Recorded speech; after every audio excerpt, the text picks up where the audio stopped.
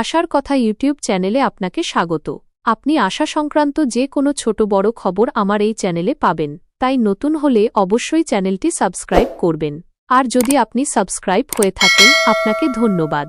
রাত পোহালেই আশাদের নতুন কর্মসূচি কি? সেই নতুন কর্মসূচি আশা ইউনিয়নের তরফ থেকে জানানো হয়েছে যে সবাই এই কর্মসূচিতে যোগদান করুন এবং কর্মসূচিটাকে সাফল্যমণ্ডিত করুন।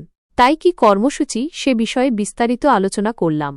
রাজ্য সরকারকে আশাকর্মীদের ন্যূনতম মাসিক 15,000 টাকা ভাতা দিতে হবে। কর্মরত অবস্থায় মৃত আশাকর্মীদের পরিবারকে 5 লাখ টাকা দিতে হবে। ফরম্যাটের প্রতি আইটেমের বরাদ্দ দ্বিগুণ করে বকেয়া সমস্ত টাকা এককালীন দিতে হবে এবং আশাকর্মীদের সমস্ত সরকারি ছুটির দাবিতে 7 মার্চ 2025 রাজ্যের সমস্ত সিএমও অফিস ডেপুটেশন সফল করুন। পশ্চিমবঙ্গ আশাকর্মী ইউনিয়ন রেজির নং 26,514 AIUTUC অনুমোদিত। আশাকর্মীদের দাবিগুলো ন্যায্য কিনা তা কয়েকটি বিষয়ের উপর নির্ভর করে। কাজের প্রকৃতি।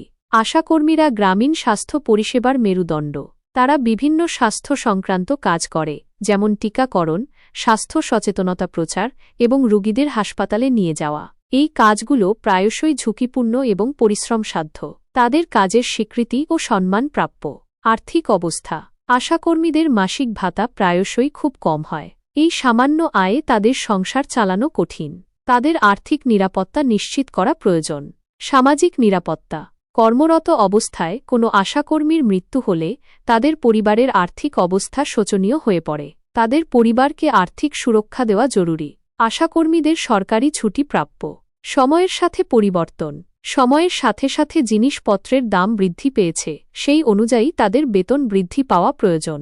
তাদের কাজের পরিমাণ বৃদ্ধি পেয়েছে।